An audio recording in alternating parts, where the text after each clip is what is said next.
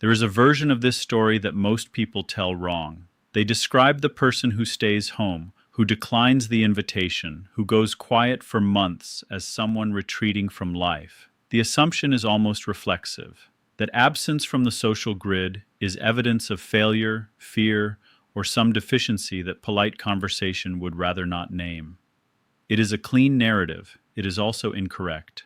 What is actually happening in that silence is something the noise outside cannot measure. The modern economy runs on attention, not talent, not effort in the abstract, but the specific capacity to direct mental energy toward a single problem long enough to generate something that compounds. That capacity is not distributed equally, not because some people are born with more of it, but because most people spend it before noon. The social ritual of being seen, of maintaining presence in environments that reward performance over production, extracts a cost that never appears on any balance sheet. It is paid in fragments, the conversation that lingers after you leave, the low-grade vigilance of being observed, the cognitive residue that follows overstimulation, the way a shadow follows movement. By the time most people sit down to do the actual work, they are already operating on what remains. The person who never leaves the house has made a different calculation, not an emotional one, a structural one.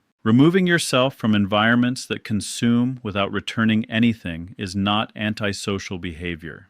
It is resource management. Every hour not spent navigating social performance is an hour that does not need to be recovered. Every dollar not allocated to the maintenance of visible status is a dollar that can be directed towards something that produces a return.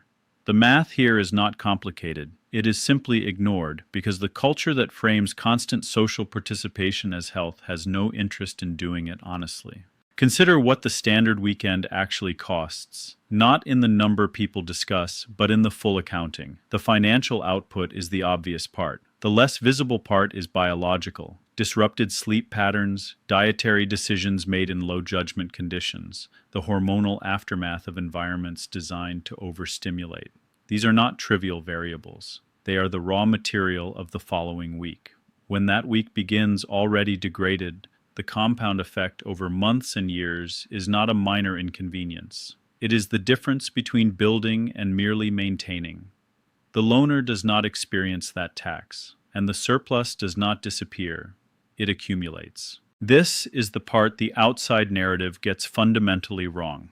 It assumes that a person staying home is static, that the absence of visible movement means no movement is occurring.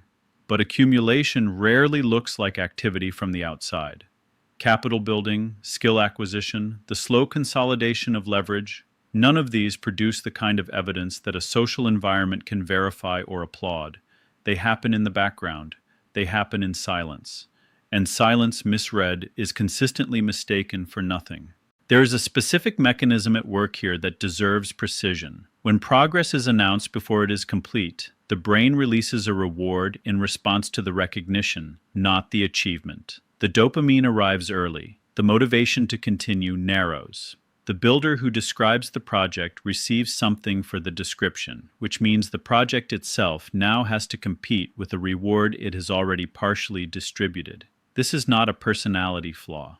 It is a biological pattern. The person who understands it stops announcing and starts protecting the gap between intention and execution. That gap, kept private, is where the actual work happens. Silence in this context is not suppression. It is operational discipline.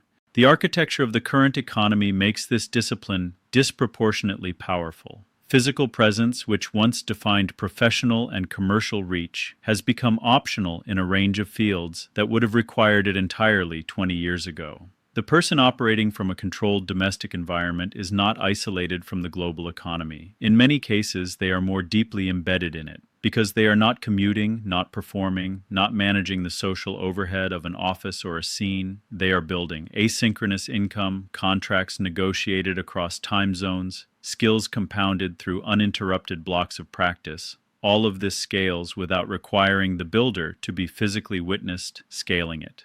The deep work session that produces something real does not care whether the person doing it left the house today. The asset being constructed does not know and does not ask. Here is where the narrative typically misses its own pivot point. The assumption behind the concern, the one that frames the homebody as someone to be worried about, is that social withdrawal is a destination, that the person who disappears is planning to stay disappeared. But strategic isolation is a phase, not a conclusion. It has a logic and a timeline, even when neither is stated. The accumulation period ends. It ends when the position is strong enough to re-enter from a different elevation. And that re-entry changes everything about how the math is read retrospectively. When someone returns to the social world with financial autonomy, a trained body, a sharpened mind, and leverage that took years of quiet construction to build, the people who watch them disappear do not see the construction. They see the result. And results, arriving without visible effort, tend to be read as luck, as accident, as something that happened to someone, rather than something that was built by them deliberately during the years they were not at the bar. This misreading is not a problem to be corrected. It is, in fact, a confirmation of the method. There is one more element that precision requires. None of this is an argument for loneliness. The person who executes this kind of accumulation is not operating in total isolation by necessity. What they have done is applied the same resource logic to their social environment that they applied to everything else. Instead of volume, they have selected for frequency. One or two people operating at the same construction level whose presence adds to the work rather than draining it. Not a network built for appearances, a small structure built for alignment. The difference between that and the social performance model is not the number of relationships. It is the quality of the signal each relationship carries. One conversation that sharpens thinking is worth more than 40 that confirm you exist. The person who stays home and goes quiet is not losing. They are running a different operation, one with longer horizons, lower noise, and a return profile that the surface economy cannot calculate until it arrives. By the time it does, the question of whether they were winning will already be settled. It was never actually in question.